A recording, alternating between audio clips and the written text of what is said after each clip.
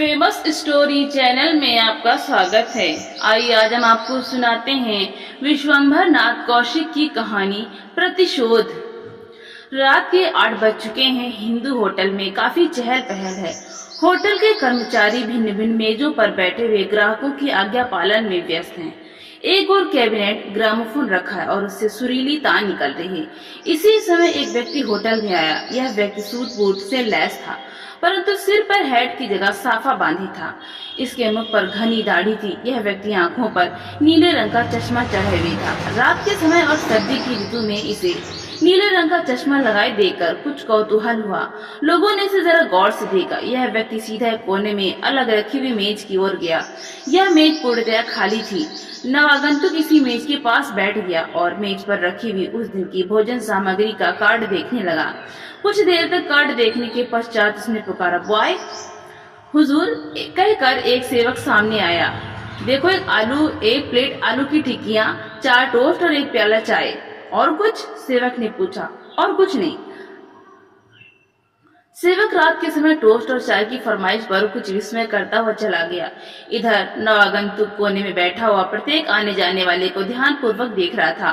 थोड़ी देर में सेवक सब चीजें ले आया और मेज पर रखकर चला गया। नवागंतुक प्रस्तुत चीजें खाने पीने लगा, परंतु उसके चंचल नेत्र चारों घूम घूम कर प्रत्येक व्यक्ति को देख रहे थे। उस व्यक्ति ने उक्त चीज समाप्त करने में आध घंटे से अधिक लगाया। उसके भोजन करने के ढंग से स्पष्ट हो रहा था कि उसका मुख्य उद्देश्य होटल में समय काटना है। जब सब चीजें समाप्त हो गईं, तो उस व्यक्ति ने रुमाल से हाथ मुंह पोंछकर अपनी जेब से सिगरेट केस निकाला और सिगरेट पीने लगा। कुछ क्षणों पश्चात सेवक ने आकर पूछा, और कुछ लाऊं? वो व्यक्ति बोला, हाँ, बिल लाओ। सेवक प्लेटें लेकर चला गया। सेवक के आने के कुछ क्षणों पश्चात ही होटल में 2 आदमी आए। उनमें से एक पुरुष था और एक स्त्री। दोनों वेशभूषा से धनिक मालूम होते थे। पुरुष की वयस 30 वर्ष के लगभग होगी और स्त्री की 24-25 वर्ष के लगभग। पुरुष बिल्कुल क्लीन शेव्ड और गौर वर्ण का सुंदर पुरुष था और स्त्री का क्या कहना, वो तो परम सुंदरी थी। नीले रंग की साड़ी तथा नीले ही रंग का कामदार रेशमी जम्फर उसके शुभ गौर वर्ण मुख तथा गले को दैदीप्यमान किए हुआ था। दोनों हमारे पूर्व परिचित नवागंतुक से कुछ दूर पर एक खाली मेज के निकट बैठ गए। नवागंतुक इन दोनों को देखकर चौंक पड़ा। इसी समय सेवक प्लेट पर बिल रखे हुए लाया और उसने बिल नवागंतुक के सामने पेश किया। नवागंतुक बोला, एक जिंजर? सेवक ने पूछा, और कुछ? और कुछ नहीं। सेवक बिल वापस ले गया। नवागंतुक बड़े ध्यान से उस जोड़े को देखने लगा। पुरुष कार्ड देख रहा था और पास खड़े हुए एक सेवक को ऑर्डर दे रहा था। बीच बीच में स्त्री भी अपनी सम्मति प्रकट करती जाती थी। सेवक चीजें लाने चला गया। इधर नवागंतुक का सेवक जिंजर तथा बिल ले आया। नवागंतुक ने बिल चुकता किया और 2 आने सेवक को दिए। सेवक सलाम करके चला गया। नवागंतुक जिंजर पीने लगा, परंतु उसका ध्यान उक्त स्त्री पुरुष की ओर था। सहसा स्त्री बोली, होटल तो साफ सुथरा है। पुरुष बोला, हाँ, अच्छा है। इधर उधर ताकते हुए स्त्री की दृष्टि नवागंतुक की ओर पड़ी। नवागंतुक ने स्त्री को अपनी ओर ताकते हुए देखकर अपना मुख दूसरी ओर घुमा लिया। स्त्री पुरुष से बोली, देखो, सामने एक आदमी रंगीन चश्मा लगाए बैठा है। रात में रंगीन चश्मा? इतना कहकर स्त्री ने मृदु हास किया। पुरुष नवागंतुक को देखकर बोला, आंखें खराब होंगी इसलिए रंगीन चश्मा लगाए है। चाहे जो हो, परंतु इस समय यह चश्मा कितना भद्दा मालूम हो रहा है। स्त्री ने कहा, और काली दाढ़ी के साथ होने से और भी खराब मालूम होता है। इसी समय सेवक उनकी भोजन सामग्री ले आया। दोनों ने खाना आरंभ किया। नवागंतुक पुनः इन दोनों की ओर दृष्टि जमाकर धीरे धीरे जिंजर पीने लगा। 20 मिनट में दोनों ने भोजन समाप्त किया। तब तक नवागंतुक भी जिंजर चाटता रहा। भोजन समाप्त करके पुरुष ने बिल अदा किया और एक सिगरेट सुलगाई।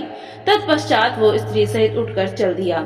इधर नवागंतुक भी उठकर रुमाल से मुंह पोंछता हुआ तथा उनके पीछे पीछे चला। दूसरे दिन 8:15 बजे रात को वही नवागंतुक फिर उक्त होटल में पहुंचा और उसी मेज के निकट आकर बैठ गया। सेवक के आने पर उसने पुनः आलू की टिक्कियां, टोस्ट और चाय का ऑर्डर दिया। नवागंतुक के आने के 15 मिनट पश्चात ही उक्त जोड़ा भी आया और इस बार नवागंतुक इतने समीप बैठा कि यद्यपि दोनों बहुत धीमे स्वर में बातें कर रहे थे, परंतु फिर भी उनकी बातें नवागंतुक को स्पष्ट सुनाई दे रही थी। स्त्री कह रही थी, जब तक यहाँ रहेंगे तब तक शाम का भोजन यहीं किया करेंगे। यहाँ भोजन स्वच्छ और स्वादिष्ट बनता है, इसीलिए तो मैंने इस होटल को पसंद किया, अन्यथा यहाँ अनेक होटल हैं। हिंदू होटल? स्त्री ने पूछा। हाँ, हिंदू होटल, उनका नाम हिंदू होटल नहीं है। हिंदू होटल तो इसी का नाम है, पर अन्य कई होटल भी केवल हिंदुओं के लिए ही हैं। हाँ, उनके नाम दूसरे दूसरे हैं। होटल की प्रथा बड़ी अच्छी है, इनसे परदेशियों को बड़ा आराम मिलता है। बेशक होटल न होते तो हम लोगों को हलवाइयों की पूरियां खानी पड़ती। अरे राम, मैं तो यदि 2 दिन लगातार पूरियां खाऊं तो बीमार पड़ जाऊं। तुम्हें क्यों, मैं भी तो नहीं खा सकता। और मेरा ख्याल यह है कि ऐसे आदमी बहुत ही थोड़े होंगे जो कई दिनों तक केवल बाजार की पूरियां खाकर स्वस्थ रह सके। इसी समय उनका भोजन आ गया और वे दोनों भोजन करने लगे। 8 घंटे पश्चात उक्त दोनों प्राणी चले गए, परंतु आज नवागंतुक उनके पीछे न जाकर वहीं बैठा रहा। सेवक उनका बिल लाया। बिल चुकाकर उसने सेवक से पूछा, मैनेजर साहब कहाँ हैं? दफ्तर में है। क्यों, क्या कोई शिकायत है? नहीं, शिकायत कुछ नहीं, उनसे कुछ बातें करनी है। तो दफ्तर में चलिए। नवागंतुक उठ खड़ा हुआ और सेवक के पीछे पीछे चला। दफ्तर के द्वार पर पहुंचकर सेवक ने कहा, आप ठहरिए, मैं पहले पूछ लूं। यह कहकर सेवक भीतर चला गया और कुछ क्षणों के पश्चात वापस आकर बोला, जाइए। नवागंतुक ने दफ्तर में प्रवेश किया। मैनेजर ने कुर्सी की ओर इशारा करके कहा, बैठिए। नवागंतुक कुर्सी पर बैठकर बोला, इस होटल के मालिक आप ही हैं? जी हाँ, फरमाइए। आप ये होटल बेचेंगे? मैनेजर ऐसा प्रश्न सुनने के लिए बिल्कुल प्रस्तुत न था।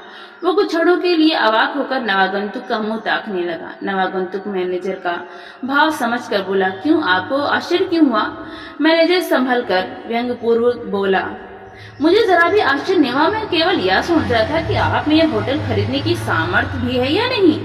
यदि सामर्थ्य न होती तो मैं ऐसा प्रश्न ही न करता। क्या हुआ, लोग बहुत सी बातें सामर्थ्य के बाहर करने का प्रयत्न करते हैं।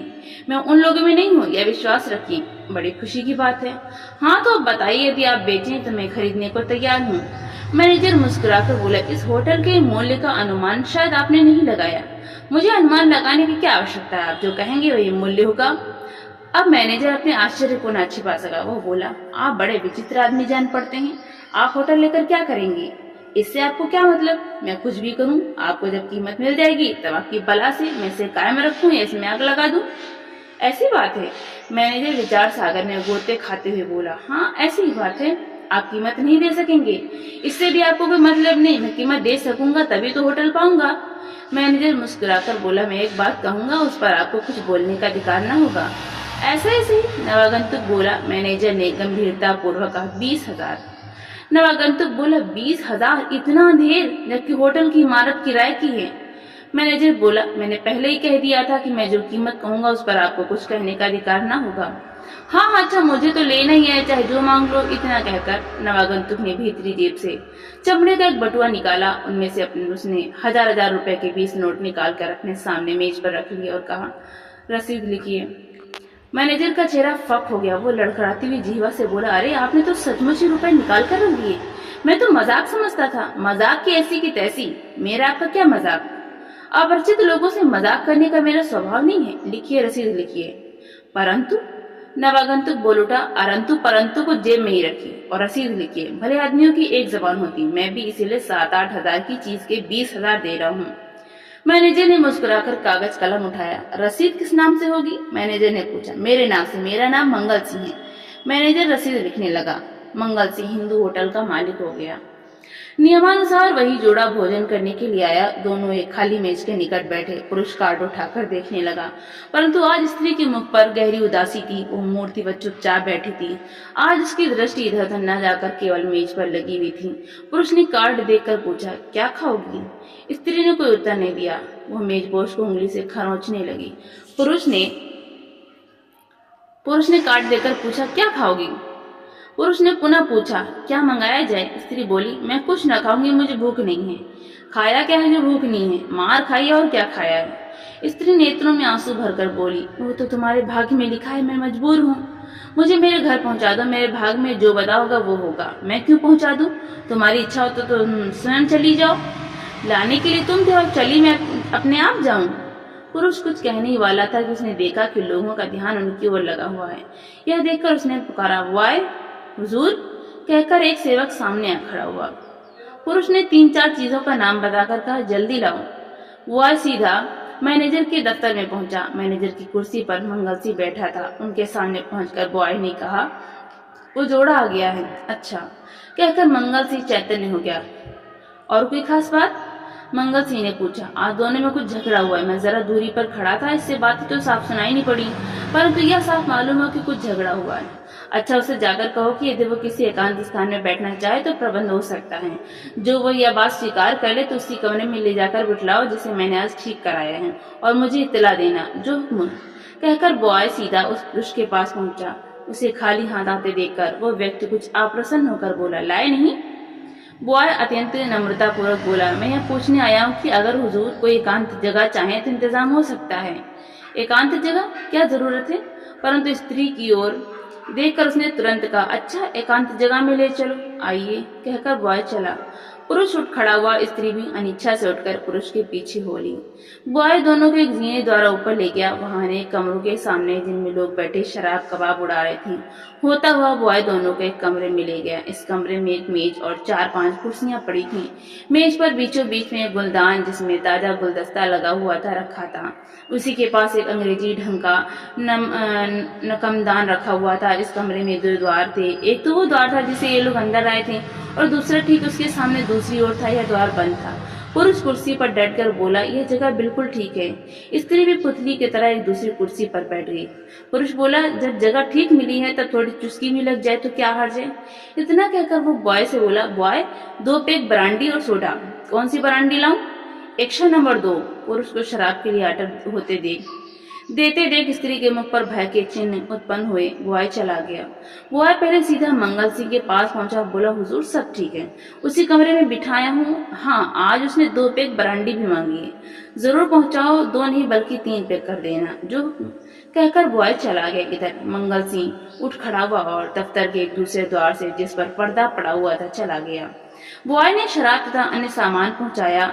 सामान मेज पर रखकर वो बाहर आया और जिस द्वार से वो प्रविष्ट हुआ था उसके किवाड़ धीरे से उसने उड़का दिए। भीतर की ओर द्वार पर पर्दा पड़ा था, इसलिए उसने किवाड़ उड़काते ना तो पुरुष को देखा ना स्त्री को, केवल कुछ शब्द सुना। बॉय ने किवाड़ बंद करके अपनी जेब से चाबी निकाली और बाहर से ताला बंद कर दिया। इधर वो पुरुष शराब का गिलास हाथ में लेकर बोला, लो जरा सी चुस्की लगाओ, अभी सब सुस्ती दूर हो जाएगी।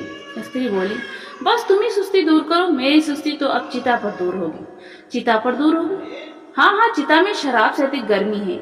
इतना कहकर उसने कह कहा लगाए। स्त्री ने घृणा पूर्वक मुंह फेर लिया। पुरुष धीरे धीरे शराब पीता रहा और भोजन करता रहा। स्त्री मुंह दूसरी ओर किए बैठी थी। उनके मुख पर घृणा तथा दुख के स्पष्ट चिन्ह विद्यमान थे। वो रह रहकर ठंडी सांसें ले रही थी। सहसा पुरुष ने पूछा, ये ठंडी सांसें किसकी याद में ली जा रही हैं? स्त्री ने कोई उत्तर न दिया। पुरुष बोला, मंगल सिंह याद आ रहा है क्या? स्त्री मौन रही। वो व्यक्ति बोला, मंगल सिंह के बाप को भी पता न होगा कि तुम कहाँ हो। इस समय कमरे का दूसरा द्वार जो अभी तक बंद था अकस्मात खुल गया और कोई व्यक्ति यह कहता हुआ अंदर आया, मंगल सिंह के बाप को चाहे पता न हो परंतु मंगल सिंह तो तुम्हारे साथ ही साथ है। यह कहता हुआ मंगल सिंह उस व्यक्ति के सम्मुख आकर खड़ा हो गया।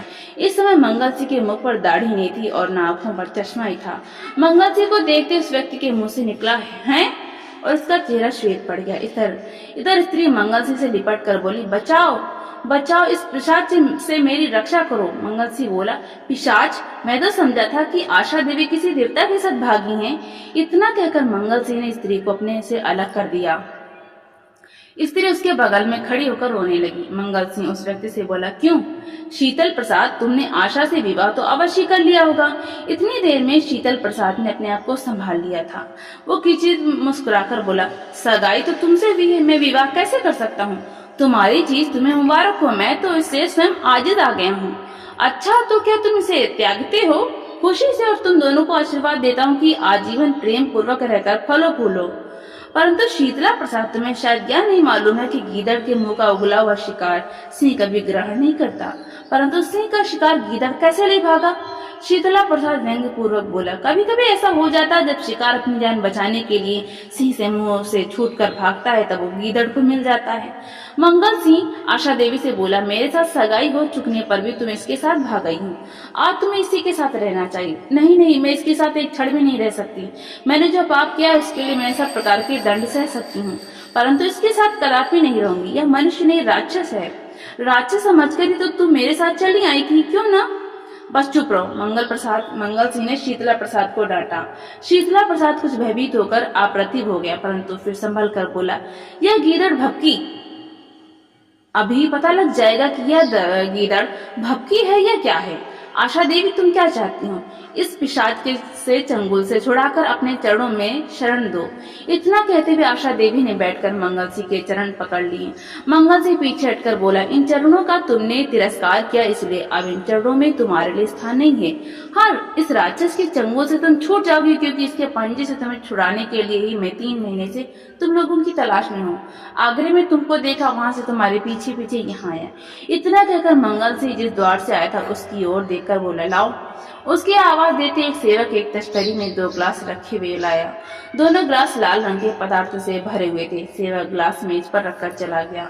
मंगल सिंह बोला, शीतला प्रसाद, विदा होते समय हम तुम एक साथ एक एक ग्लास पिए। क्या शराब है? शीतला प्रसाद ने पूछा। शराब में तो पीता नहीं, शरबत है। अच्छी बात है, लाओ। यह कहकर शीतला प्रसाद ने एक गिलास उठा लिया। दूसरा ग्लास मंगल सिंह ने उठा लिया। मंगल सिंह बोला, हमारे तुम्हारे बीच में जो कटुता उत्पन्न हो गई है, आशा है इस शरबत से वो सदैव के लिए दूर हो जाएगी, और इसके पश्चात जब हम तुम मिलेंगे तो शुद्ध हृदय से मिलेंगे। ठीक है मंगल सिंह, तुम भले आदमी हो। इतना कहकर शीतला प्रसाद ने ग्लास वाला हाथ ऊपर उठाकर कहा, मंगल सिंह, आपकी तंदुरुस्ती का जाम। इतना कहकर शीतला प्रसाद शरबत पी गया। मंगल सिंह इतना अपना ग्लास हाथ में ही लिए खड़ा रहा, परंतु शीतला प्रसाद शरबत पीते ही चिल्लाकर बोला, ओ यह क्या? इतना कहते हुए उसने अपना गला पकड़ा। उसके मुख पर असह्य वेदना के भाव उत्पन्न हुए। वो उठकर खड़ा हो गया। कुछ क्षणों तक डगमगाकर संभलने की चेष्टा करता हुआ वो धम से भूमि पर गिर पड़ा। आशा देवी घबराकर बोली, यह क्या? मंगल सिंह बोला, राक्षस का अंत और तुम्हारी मुक्ति। इतना कहकर उसने जेब से एक लिफाफा निकाला और उसे मेज पर रखकर बोला, इसमें 10,000 के नोट हैं और इस होटल का हिबानामा तुम्हारे नाम का है। मैंने यह होटल तुम्हारे नाम कर दिया है। और तुम? मैं भी जाता हूँ, मेरा काम खत्म हो गया। मेरे जीवन का उद्देश्य आज पूरा हो गया। अब इस संसार में मेरे लिए कोई आकर्षण नहीं रहा। इतना कहकर मंगल सिंह ने अपना ग्लास जल्दी से पी डाला। शरबत पीने के 2 मिनट पश्चात ही मंगल सिंह में निर्जीव होकर गिर पड़ा। तो दोस्तों, आपको ये कहानी